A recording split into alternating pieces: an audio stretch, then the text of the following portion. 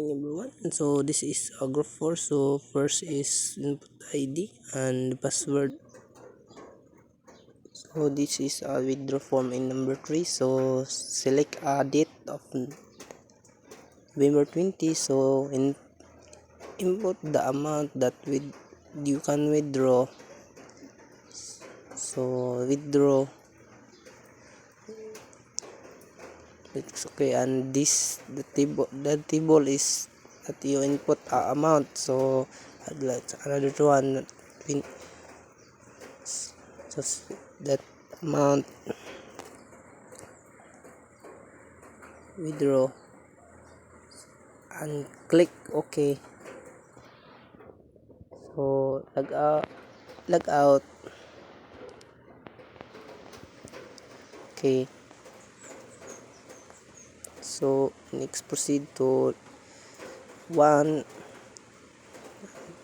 login. This is the withdraw form in number 1. So select a date of, so let's input how much your withdraw. So zero, like click OK, and this the table of you withdraw an amount. So another one, so select a date,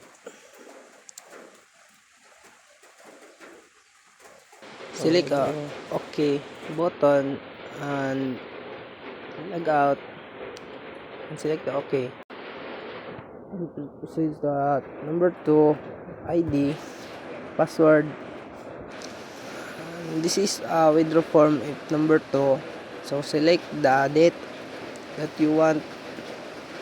So input the amount you want that withdraw. So let's click withdraw and click OK. So let's try another one.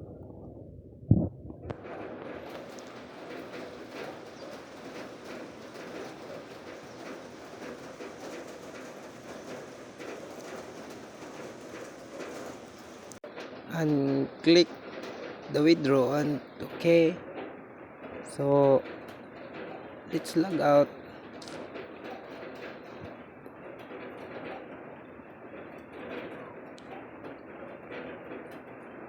So let's check the account.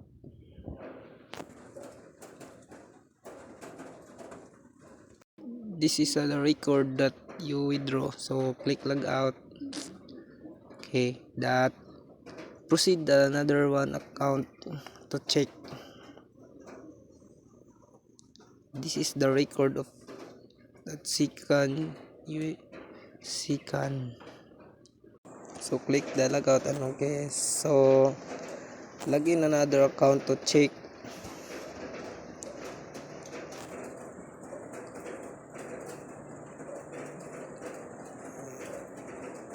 This is the record that you input before.